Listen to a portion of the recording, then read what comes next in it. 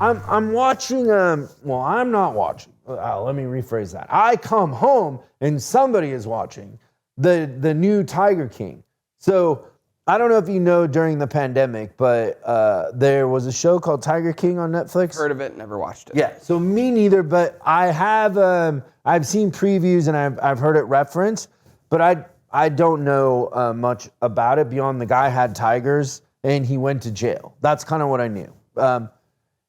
And so there's a new season of it, and I'm home, and there's people in the kitchen living room area watching the new season, kind of towards the end of the season, and it ends up, I guess, that the reason why that guy was in jail was because this lady and PETA. Do you know what PETA is? Yeah, they're an organization that animal protection.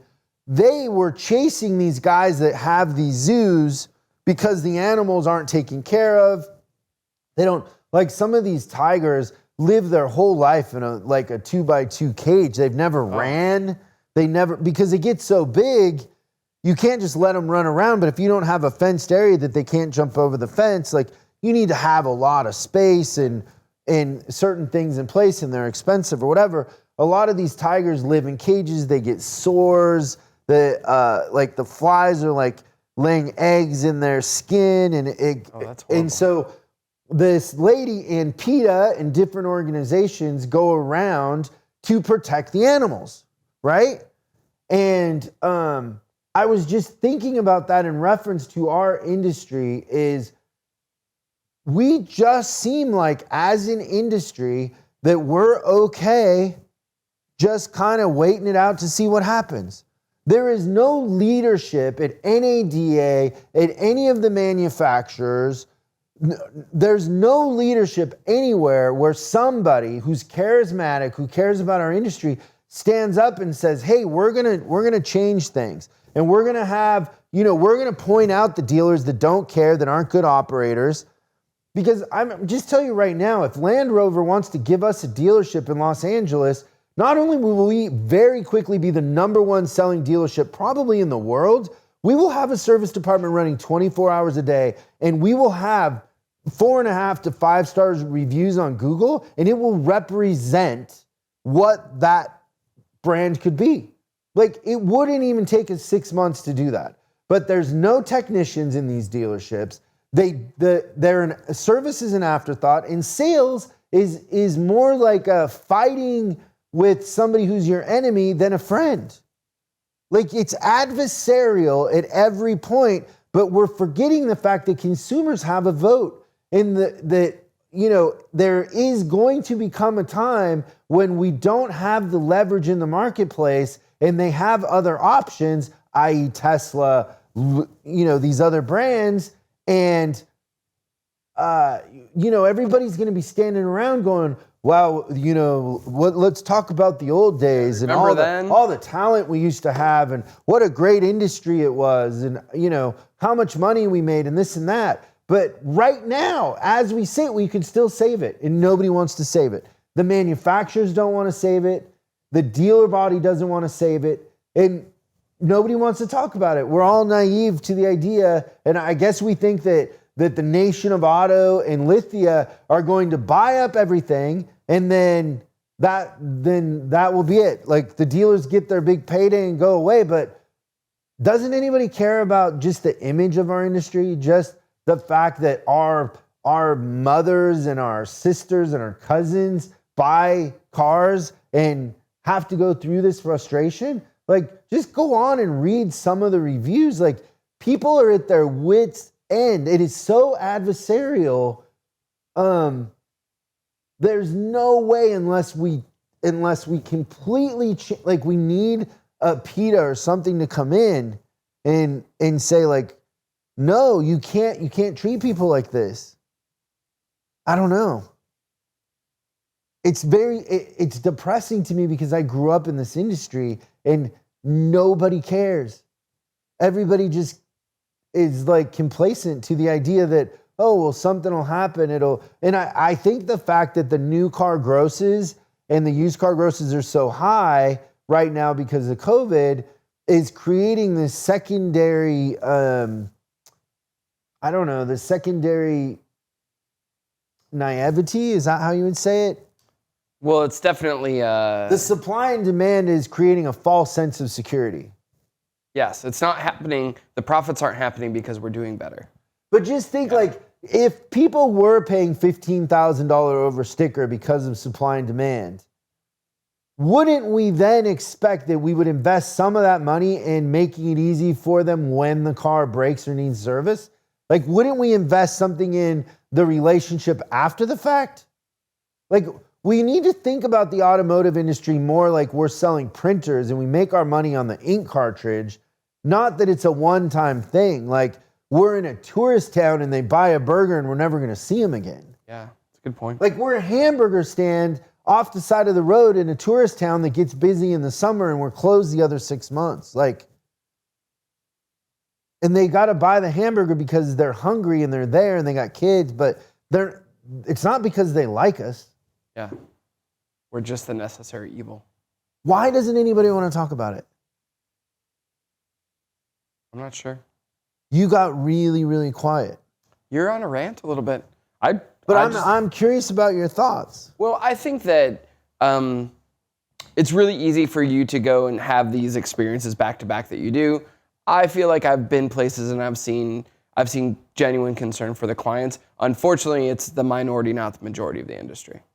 But I think that you coming off of those two things... I'm not saying that there aren't good dealerships out there. Well, I do think that those people are advocating... But I would say as an industry, is there any leadership at all that's talking about how we need to stop being adversarial, we need to have some standards, and we need to change the way we think and we approach customers? Well, I think I agree with you. It has to come from a really, really high level. And I think that maybe that's the thing that happens in 2022 is that there's someone that's going to come and say that in order for us to save the industry, it's got to be about the customer. I believe that could be a case because I think that as the supply and demand starts to level off, we're going to realize that there are just some people that did it so wrong that we're going to lose a ton of customers. And if we're going to get them back, we got to be proactive. I don't think we're the only ones having this conversation. I just don't think it's being said at the right arenas. I think we need to talk louder. I think that in the sense that I have friends with very expensive, fast cars. Like McLarens, Ferraris, Lambos. They go very, very fast. That would be considered the fastest cars on the road. And that Tesla is faster. Makes them look like a Ford Pinto. Yeah. And that shift in power in the industry is only perceived by the consumer, but everybody inside of the industry seems to think of it as something either they don't understand or something they're scared to face, but they don't understand that it's shifting. And it's already kind of shifted that, I don't believe it's too late, but I do believe 2 years from now it's going to be too late. Yeah, I think that action now is needed, but the scary thing that you're talking about, especially with Tesla, is so now we've kind of pointed out, one, that it's easy to buy, and two, that in some cases you can make a case it's a superior product. Like, that's going to be really tough to compete with. It's not just that it's a good product, it's that it's freaking easy to buy a car. But we're letting Tesla make it easier to buy because it's not like we can't do that. I think we can learn from them for sure. Like I posed this question, I think, on a panel with Ben Stark or whatever that I was on, and we were talking about, would you rather have Amazon's AI selling your cars or your salespeople? I'm all Amazon AI. Yeah, and most people are too, even though they're like, well, I hope my sales manager doesn't listen to this. But Tesla is kind of already proving that you don't even need that, right? And so we could do that. We could make the experience not be this this adversarial situation, right? We also could fix the service part, and we could make service a priority. We could make the relationship with the consumer a priority. We could do all the things that Tesla is doing better except for maybe we can't get an electric car to go, or a car to go 0 to 60 in 1.8 seconds. But that should be an anomaly. That shouldn't be the 10th thing on the stack of disadvantages that we have. Right. Like Tesla could have their advantages, but why are we handing them all of the advantages? Yeah. Why aren't we making service in the customer experience something that they perceive, right? Like that's the thing when people are debating the idea of the repair authorization, is the thing that's missed there more than anything is not that, it's saving the tech time. It's not that you're telling the truth. It's not all those other things. It's that at the end of the day, the customer came there to get a problem fixed. And when you do that and there's less calls and less amounts going up, right? Like, okay, well, we started with diagnosis and they don't know what that means. And then now you need this and now you need this or whatever. Their perception is that it was easy because there were less back and forth. We made it easy. Why aren't we spending a lot of time and a lot of effort as an industry on how to make things easier for consumers and taking our advantage back? Why are we giving the advantage away? I do not for the life of me understand, because Tesla in a lot of ways isn't doing things that we couldn't do as an industry. They're not. It's just because we are stuck in our ways and we're stubborn and we don't want to talk about it, we don't want to think about it, and in a lot of ways we're entitled.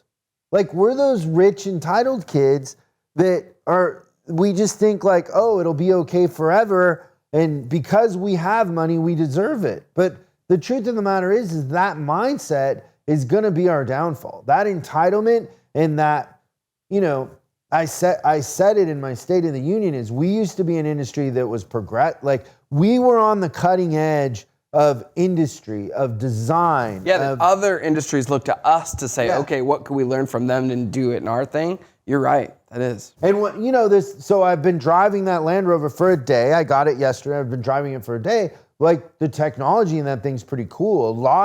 There's a lot of thoughtful things going on in the design. The Wi-Fi, the integration, like the ride, the fit and finish, like it's a high-end luxury vehicle that is fun, but it is clouded by the experience trying to buy it. It is going to be clouded by going in and taking it in for service, because it's going to be a flipping nightmare, because those service departments, probably the ones here, they probably need 30 techs, and I bet they have 5. I mean, and the 5 that they have hate their jobs, and they got 2 service advisors that are making the appointments, trying to call everybody back, dealing with parts. Like, we aren't making it a priority because we're more worried about head count than we are the customer experience and where we are in the in the industry. And these companies like Tesla and Lucid come in and they're willing to lose money for a long time to gain market share, and they're doing it. Like Bezos and Amazon invested a lot of money, and didn't Car and Driver just name that truck the Lucid, or it's not Lucid, Rivian? Didn't they name it Truck of the Year? I think so. Like, what a fix that is. Like, how can that be Truck of the Year when they're not even on sale yet? Like that's marketing and controlling a narrative like I have never seen, that the Truck of the Year is something that isn't readily available. I mean, aren't they only making like a couple thousand of those at first for consumers? Really limited. Yeah. It's pretty interesting. Explain to me how that's possible. The fix is in. Thanks so much for watching this clip of Service Driving Revolution. We're uploading new stuff every day, so make sure you subscribe and click the bell icon so you don't miss out. If you have a question you'd like us to answer on the show, call 8333-ASK-SDR and we'll answer your question on the show. That's 8333-ASK-SDR. For special deals on our books and training, head over to offers.chriscollinsinc.com. Now that's offers.chriscollinsinc.com. I'm Chris Collins, and I'll see you in the next video.